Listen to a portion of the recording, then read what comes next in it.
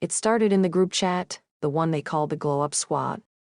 5 best friends, bonded by bold lipsticks, late-night rants, and dreams bigger than their city.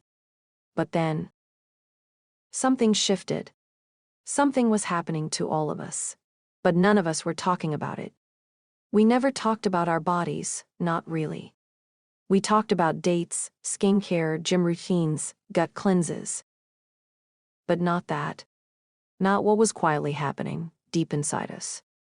Until it was too late to ignore. It started with Zara. At first she didn't say anything. She just seemed off. We thought she was tired.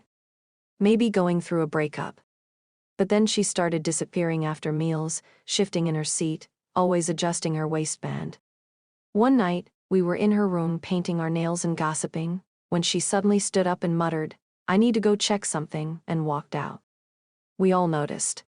No one said anything. A few days later, Elise canceled dinner, food poisoning, Liv started skipping jogs, a rash. Talia and I began texting behind the group chat. "Something's wrong," I said. "With who?" she asked. "All of us maybe," I typed. And deleted. Because how do you say, "I think something is happening to us, and it has to do with our vaginas," without sounding dramatic? Zara came clean first.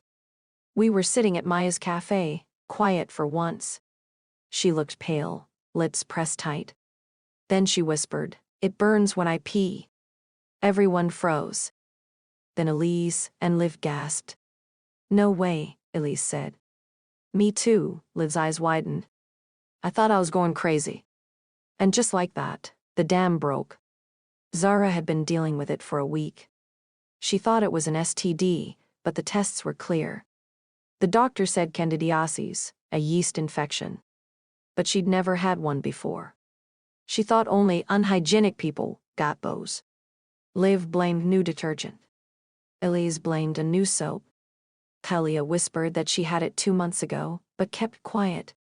And me? I realized I had it too. 5 women. 5 timelines.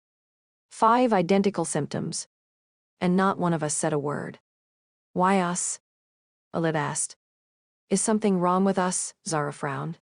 "I took antibiotics last month for that throat infection," Elise said. She'd been stress eating sugar like crazy.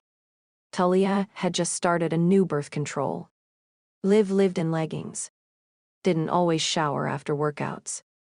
And I just stared, because none of them were connected. But somehow they were. Candida, the yeast, wasn't the enemy. It had always lived in our bodies. But something, stress, sugar, antibiotics, hormones, moisture, tipped the scale. We each unknowingly handed Candida an opportunity to grow.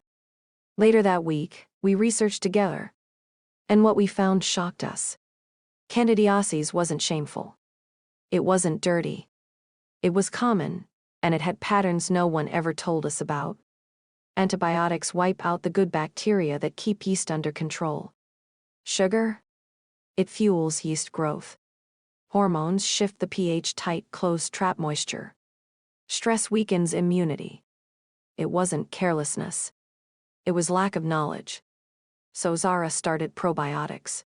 Elise reduced sugar. Liv carried extra clothes. Talia switched to breathable cotton. And I started speaking up about things I used to be ashamed of. We became reminders for each other. Health starts in silence, but healing starts with honesty. Candidiasis taught us more than how to treat an infection. It taught us how to listen. To our bodies. To each other. To the whispers that say, something's not right, before the scream of a symptom. So, if you're watching this, wondering about that itch, that discomfort, that strange shift in your body, don't wait. It's not your fault. You're not alone.